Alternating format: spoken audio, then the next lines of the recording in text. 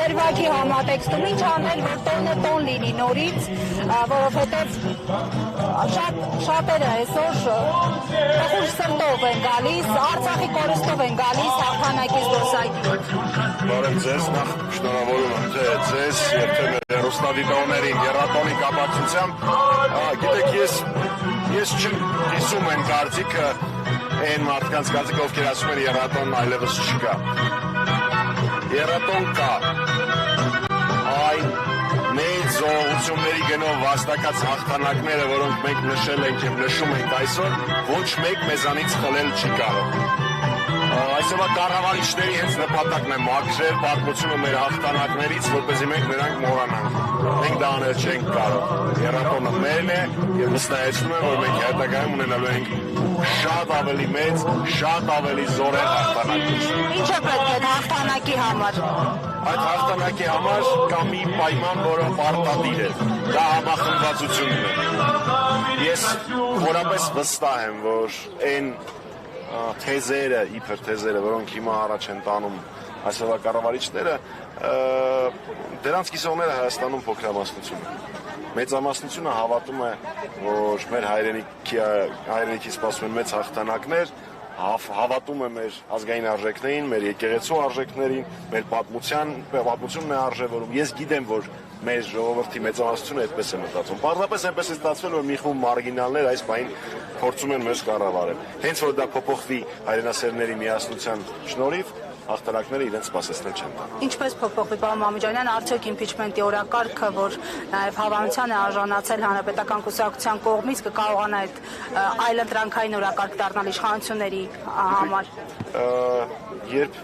մենք պիտի իրականացնենք մեր առաքելությունը, մեր պարտքը, մեր պայքարը,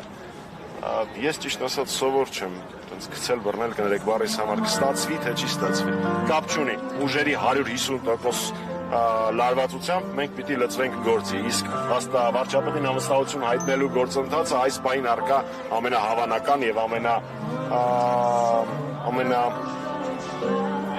իրատեսական, երևի ես բառը օգտագործեմ, գործիքն է իշխանափոխության։ Այլընտրանքը ոչինչ չանելն է, իսկ դա մեր համար չի։ Պարոն Մամիկյանյան, տպավորություն է, որ ինչպես 2018-ի հայտնի իրադարձությունների օրերին, այնպես էլ այսօր ինչի շրջանակներ մտահոգված են հանրապետականներին դաշտից հեռացնելու, այսպես ասած,